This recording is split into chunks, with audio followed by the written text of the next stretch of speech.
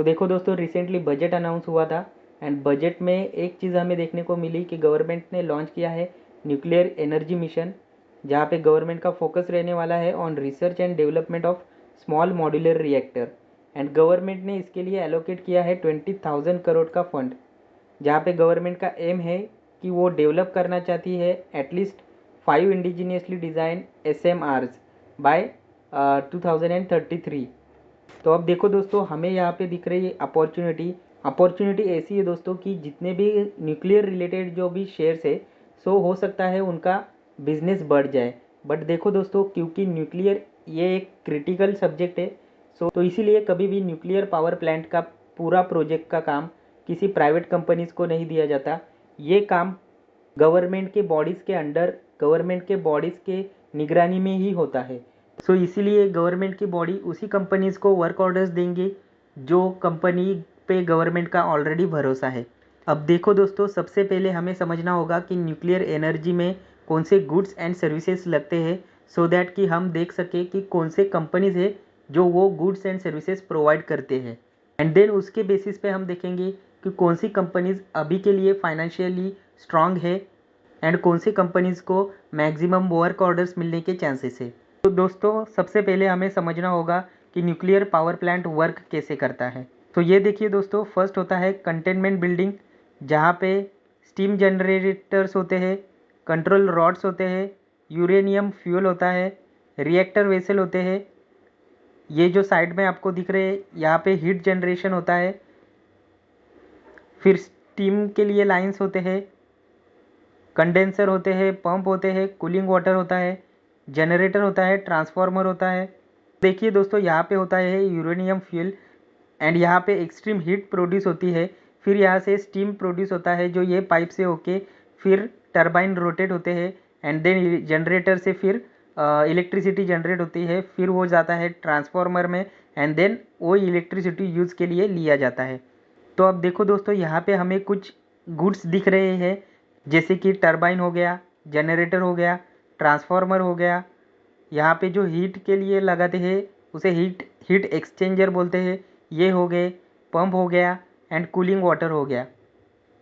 तो यही दोस्तों प्रोडक्ट्स है जिसके रिलेटेड कौन सी कंपनी काम कर रही है, ये हमें देखना है एंड वो बेसिस पे हम देखेंगे कि कौन सी कंपनी फाइनेंशियली स्ट्रांग है, देन हम एंड कौन सी कंपनी को वर्क ऑर्डर मिलने के ज़्यादा से ज़्यादा चांसेस है, तो ऐसी कंपनी में फिर हम इन्वेस्टमेंट करने की सोच सकते हैं। देखो दोस्तों, सबसे पहले हमें समझना होगा कि यहाँ पे एक nuclear power corporation of India करके एक गवर्नमेंट की बॉडी है, ये कंट्रोल करती है पूरा न्यूक्लियर एनर्जी रिलेटेड प्रोजेक्ट्स को। तो इंडिया में जहाँ कहीं भी न्यूक्लियर रिलेटेड काम होता है तो वो काम NPCIL के अंडर ही होता है। अब देखो दोस्तों, ऐसा है कि देखो दोस्तों, न्यूक्लियर ये काफ़ी क्रिटिकल सब्जेक्ट है, इसलिए गवर्नमेंट भी उसी कंपनीज़ को वर्क ऑर्डर्स देते हैं जो कंपनीज़ उनके भरोसे की हो।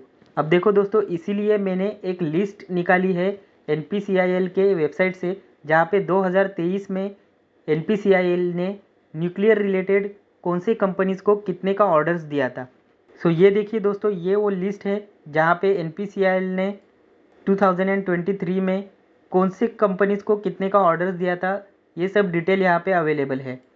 Details of award of purchase contracts valuing 10 crore and above concluded during the month of October 2023। सो अब हमें क्या करना है दोस्तों, ये एक्चुअली 29 पेजेस का पूरा शीट है, तो ये हमें देखना है और यहाँ पे जितने भी कंपनीज़ है उनका नाम हमें देखना है और उसमें से भी जो भी लिस्टेड कंपनीज़ है वो हमें निकालना है। देखो दोस्तों, ये कॉलम में आपको दिखेगा numbers and names of parties qualified after technical evaluation. So कौन से कंपनीज़ को ऑर्डर्स मिला है जिनके नाम यहाँ पे ये कॉलम पे आपको देखने को मिल सकते हैं, जैसे कि यहाँ है Core Energy System, Tema India, Bengal Industries, फिर और नीचे जाएंगे पावर, CG पावर भी है यहाँ पे, वालचंद नगर है, गोदरेज एंड बॉयज़ है। सो कई सारे कंपनीज़ के नाम हैं। तो दोस्तों, मैंने आपके लिए ट्रेडिंग व्यू पे पूरी लिस्ट बनाई है जो भी शेयर्स के यहाँ पे नाम है, तो आइए वो शेयर्स के नाम देख लेते हैं।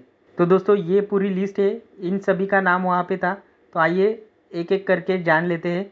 अब देखो KRN का वहाँ पे नाम नहीं था, बट मैंने ये लिस्ट में इसीलिए रखा है क्योंकि KRN में रिसेंटली मुकुल महावीर जी ने, जो एस इन्वेस्टर है, उन्होंने यहाँ पे इन्वेस्टमेंट किया है और ये कंपनी काम करती है हीट एक्सचेंजर में। सो ये कंपनी तभी से काफ़ी ज़्यादा फोकस में रही है। एंड अभी तो न्यूक्लियर का स्कीम लॉन्च किया है गवर्नमेंट ने। सो ये और भी ज़्यादा फोकस में कंपनी आ चुकी है।